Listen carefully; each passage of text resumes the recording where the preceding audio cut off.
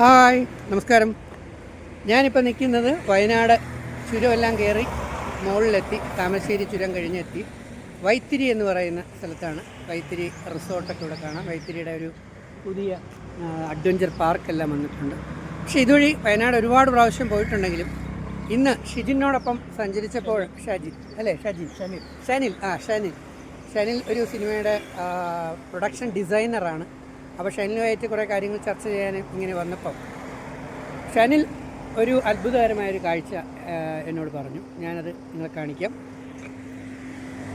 എൻ്റെ ചുറ്റുവട്ടത്തുള്ള സംഭവമാണ്. ഞാനത് ബാക്ക് ക്യാമറയിലൂടെ നിങ്ങൾക്ക് മൊത്തം പറഞ്ഞുതരാം. ഷനിൽ തന്നെ പറയട്ടെ, ഇവിടുത്തെ എന്താണ് സംഭവം എന്ന് പറയൂ. കറക്റ്റായിട്ട് പറഞ്ഞു. എന്താണ് എൻ്റെ യൂട്യൂബിലിടാൻ വേണ്ടിയാണ് ഞാൻ ഇത് കാണിക്കാം. നമ്മളിത് വൈത്തിരി ജംഗ്ഷനാണ്. വൈത്തിരി ജംഗ്ഷനിൽ തന്നെ ഇവിടെ നമുക്ക് കാണാൻ പറ്റും ചങ്ങലയിട്ട മരം എന്ന് പറഞ്ഞൊരു പേരുണ്ട്. ചങ്ങലയിട്ട മരം. ഈ ചങ്ങലയിട്ട മരം വളരെ പ്രശസ്തമാണ്. അത് ഈ ഒരു മഹാത്മാവിൻ്റെ ഒരു സ്റ്റാച്യുവും ഇവിടെയുണ്ട്. ഇവിടെ ഒരു ആലുണ്ട്. അതുപോലെ തന്നെ ഒരു ചെറിയ ക്ഷേത്രം, പല പൂജയും ഒക്കെയുണ്ട്. ഇവിടെ വന്ന് കരിന്തണ്ടൻ സ്മാരകം എന്ന ബോർഡാണ് ഇവിടെ. കരിന്തണ്ടൻ 1750-നും 1800-നും ഇടയ്ക്ക് കാലഘട്ടം. എന്താണ് ഈ കരിന്തണ്ടൻ എന്ന ഒരു മൂപ്പൻ ഇതിൻ്റെ പുറകിലുള്ള ഒരു സംഭവം എന്താണെന്ന് ഷിജിൻ പറഞ്ഞു. ഇത് പണ്ട് കാലത്ത് വയനാട്ടിലേക്ക് വരാനുള്ള വഴി ഉണ്ടായിരുന്നില്ല സാധാരണക്കാർക്കൊന്നും. ഇതൊരു ഒറ്റപ്പെട്ട ഏരിയ ആയിരുന്നു. അപ്പോൾ ബ്രിട്ടീഷുകാർക്ക് ഇങ്ങോട്ടേക്ക് കയറാനുള്ള ഒരു വഴി കാണിച്ചു കൊടുത്ത ഒരു കാട്ടുവാസിയായിട്ടുള്ള മൂപ്പനായിരുന്നു ഈ കരിന്തണ്ടൻ എന്ന് പറയുന്ന ആള്. അപ്പോൾ അയാൾ ആ വഴി കാണിച്ചു കൊടുക്കുകയും പിന്നീട് ആ വഴി കണ്ടെത്തിയത് അതിൻ്റെ അവകാശ തർക്കം ഉണ്ടാവാതിരിക്കാൻ വേണ്ടിയിട്ട് സാധാരണക്കാർക്ക് വരാനുള്ള വഴി ഉണ്ടായിരുന്നില്ല. അപ്പോൾ ബ്രിട്ടീഷുകാർക്ക് ഈ വഴി അറിയില്ല. ആ സമയത്താണ് ഒരു പശുവിനൊക്കെ നോക്കിയിരുന്ന ഒരു കാട്ടുവാസിയായ മൂപ്പനായിട്ടുള്ള അപ്പോൾ അദ്ദേഹമാണ് ഈ വഴി കാണിച്ചു കൊടുത്തത്. ഈ വഴിയിലൂടെ ബ്രിട്ടീഷുകാർ വയനാട്ടിലേക്ക് എത്തുകയും പിന്നീട് ആ വഴിയുടെ തർക്കം ഉണ്ടാവാതിരിക്കാൻ വേണ്ടിയിട്ട് അദ്ദേഹത്തെ അവിടെ ഇട്ട് വധിക്കുകയും ചെയ്തിട്ടുണ്ട്. പിന്നീട് അദ്ദേഹത്തിൻ്റെ ആത്മാവ് അങ്ങനെ അദ്ദേഹത്തോട് ക്രൂരത കാണിച്ചപ്പോൾ ആത്മാവ് ഒരു ദുഷ്ടാത്മാവായിട്ട് മാറുകയും ഈ വഴി പോകുന്നവരെയൊക്കെ ആക്രമിക്കുക, അല്ലെങ്കിൽ അവർക്ക് വഴി തടയാനുള്ള ദോഷങ്ങൾ ഉണ്ടാക്കുക. അങ്ങനെ അതിനുശേഷം അദ്ദേഹത്തിന് ആത്മാവിനെ പൂജയൊക്കെ ചെയ്ത് ആവാഹിച്ച് നല്ല ആത്മാവാക്കി കൺവേർട്ട് ചെയ്തിട്ട് പ്രതിഷ്ഠിച്ചതാണ്. അതെ, ഇവിടെ അദ്ദേഹത്തിന് നല്ല ആത്മാവായി പ്രതിഷ്ഠിച്ച് കഴിയുമ്പോൾ വേദഗ്രന്ഥം പറയുന്നുണ്ട് നമുക്ക് പൂജ കിട്ടും എന്നുള്ളത്. ഇവിടെ ഒരു ചെറിയ ക്ഷേത്രം പോലെയൊക്കെ ഉണ്ട്. ഇവിടെ ചങ്ങല, ആ പഴയ ചങ്ങല ഇപ്പോഴും കാണാം. ഈ ആൽമരം വളരുന്നതിനനുസരിച്ച് ഈ ചങ്ങലയും വളരുന്നു എന്നാണ്. അപ്പം നമുക്കറിയാത്ത ഒരുപാട് രഹസ്യങ്ങൾ നമ്മുടെ ചുറ്റുവട്ടത്തുണ്ട്, ഈ പ്രപഞ്ചത്തിലുണ്ട്. നമുക്കറിയാത്ത ഒരുപാട് ശക്തികൾ, നമ്മൾ കണ്ണുകൊണ്ട് കാണാത്ത ഒരുപാട് കാര്യങ്ങളുണ്ടല്ലോ. അതുകൊണ്ട് എല്ലാം നമ്മൾ കാണണമെന്നില്ല, കുറച്ച് നമുക്ക് അനുഭവിച്ച് അറിയാൻ പറ്റും. അവിടെ ക്ഷേത്രമുണ്ട്, മുനിയപ്പൻ്റെയും ചാത്തൻ സ്വാമിയുടെയൊക്കെ ക്ഷേത്രമുണ്ട്, പൂജകളുണ്ട്.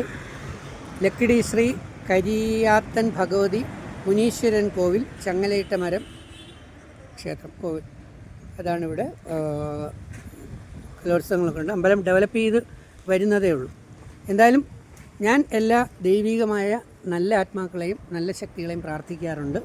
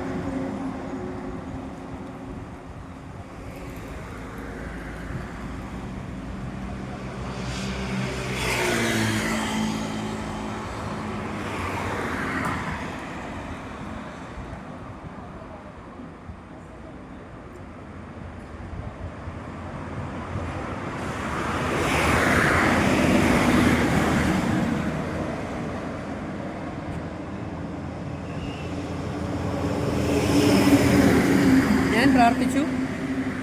ഞാൻ എല്ലാ ദൈവിക ശക്തികളെയും, ഈ പ്രപഞ്ചത്തിലെ ഒരുപാട് ശക്തികളും, അതിലെല്ലാ പോസിറ്റീവ് ശക്തികളിലും ഞാൻ വിശ്വസിക്കുന്നു. നെഗറ്റീവ് ശക്തികളെ ആരാധിക്കുന്ന ഒരുപാട് പേരുണ്ട്. ബ്ലാക്ക് മാജിക് എന്ന് പറയുന്ന രീതിയിൽ, പല രീതിയിൽ, അതിനെക്കുറിച്ച് ഞാൻ പറയുന്നില്ല. എന്തായാലും നെഗറ്റീവ് ഈവിൾ ഇഫക്റ്റുകളെ പ്രാർത്ഥിച്ചുകൊണ്ട് മറ്റുള്ളവരുടെ ദോഷത്തിന് അയക്കുന്നവർ ഓർക്കുക, അത് തിരിച്ചടിച്ച് അവർക്ക് നാശം ഉണ്ടാകും. എൻ്റെ പ്രാർത്ഥന എപ്പോഴും സമൂഹ നന്മയ്ക്ക് വേണ്ടി മാനവ സേവ, മാധവ സേവ, എല്ലാ പോസിറ്റീവ് ശക്തികൾക്കും സമൂഹത്തിൽ നമുക്ക് ഒരുപാട് നന്മ ചെയ്യാൻ നമുക്ക് ദൈവികമായ അനുഗ്രഹങ്ങളും ശക്തികളും വേണം. നിങ്ങൾക്കും അതുണ്ടാവണം. ഇതെൻ്റെ വിശ്വാസം. നമുക്ക് വേണമെങ്കിൽ വിശ്വസിക്കാം, അല്ലെങ്കിൽ വിശ്വസിക്കേണ്ട. എന്തായാലും ഞാൻ എൻ്റെ ജീവിതത്തിലൂടെ ഗുണപരമായ നല്ല കുറേ കാര്യങ്ങൾ കാഴ്ചവെച്ച് തരണം, കാണിക്കണമെന്ന് ആഗ്രഹിച്ചാണ് മുന്നോട്ട്. I love you. വൈത്തിരിയിൽ നിന്ന് നിങ്ങളുടെ സ്വന്തം രജിത്ത്.